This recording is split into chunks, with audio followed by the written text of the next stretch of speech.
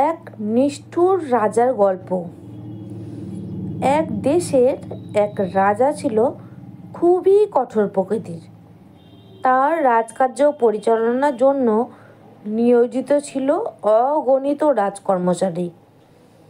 এতগুলো কর্মচারীর ভিতর তার কোনো কর্মচারী যদি তার রাজকার্য করতে গিয়ে কোনো ভুল করত, তাহলে তিনি তাদের কঠিনতম শাস্তি দিতেন। তার কাছে ভুলের কোনো ক্ষমা নেই। রাজার এক বিশ্বস্ত কর্মচারী প্রায় 10 বছর ধরে তার রাজকার্য পালনের জন্য নিয়োজিত ছিল। একদা তার এই বিশ্বস্ত কর্মচারী তার আদেশ পালনে ভুল করে বসল। কর্মচারী তার ভুলের জন্য রাজার কাছে খুবই আকুতি করল, কিন্তু রাজার কাছে তো ভুলের কোনো ক্ষমা নেই। ফলস্বরূপ রাজা তার দেহকে সিংহকে দিয়ে ভক্ষণ করানোর জন্য প্রহরীদেরকে আদেশ করল। কর্মচারীকে হত্যা করার জন্য সমস্ত প্রস্তুতি সম্পন্ন করা হলো। কর্মচারী যখন দেখল যে তার আর কিচ্ছু করার নেই, তখন সে রাজার কাছে শুধু তার একটি ইচ্ছা পূরণ করার জন্য আবেদন জানালো।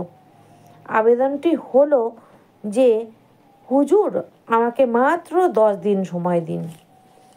আমি এই 10 দিন সিংহকে মনের মতো করে পেট পুড়ে খাওয়াবো।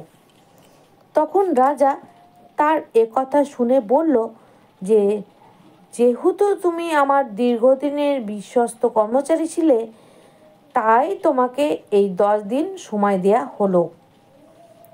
কিন্তু মনে রেখো, মাত্র 10 দিন। এই 10 দিন ওই কর্মচারী সিংহকে খুব আদর যত্ন করে খাওয়ালো। 10 দিন সময়ও শেষ হয়ে গেল। তাই রাজার সেই আদেশ পালনের জন্য প্রহরীরা নিয়মানুযায়ী ওই আগ্রাসী সিংহের কাছে ওই কর্মচারীকে নিক্ষেপ করল। কিন্তু দেখা গেল সিংহটি দৌড়ে এসে ওই কর্মচারীর হাত পা চাটা শুরু করলো। এ অবস্থা দেখে তো রাজা হতবাক, মাথা গরম। এ কি ব্যাপার? কি হলো সিংহটির? প্রহরীরা শত চেষ্টা করেও সিংহকে রাগাতে ব্যর্থ হন।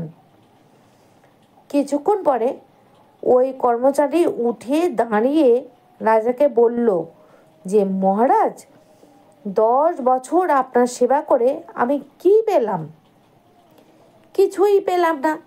মাত্র 1 দিনের ভুলের প্রতিদান পেলাম মৃত্যুদণ্ড।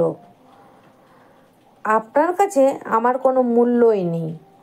কিন্তু দেখেন, মাত্র 10 দিনের সেবা শুশ্রূষা পেয়ে সিংহটি আমাকে কিভাবে সম্মান দিচ্ছে, প্রতিদান দিচ্ছে। আমার সাথে সিংহটি বিশ্বাসঘাতকতা করেনি। আপনার প্রহরীরা শত চেষ্টা করেও সিংহটিকে রাগাতে ব্যর্থ হন। এ কথা শুনে রাজার মনে অনুশোচনা জাগ্রত হলো। সে মনে মনে ভাবল, মাত্র 10 দিনের সেবা পেয়েই সিংহটি তার মনিবকে কত সম্মান করছে, তার সাথে বিশ্বাসঘাতকতা করেনি। কিন্তু আমি এটা কি করতে চেয়েছি? যে কর্মচারী প্রায় 10 বছর আমার সেবা শুশ্রূষা করত, তাকেই আমি মৃত্যুদণ্ড দিতে চেয়েছিলাম। কথাগুলো ভেবে রাজা মনে মনে লজ্জা বোধ করল। ফলস্বরূপ রাজা তার কর্মচারীকে মাফ করে দিলেন। সে তার ভুল বুঝতে পেরে কর্মচারীকে বুকে টেনে নিলেন।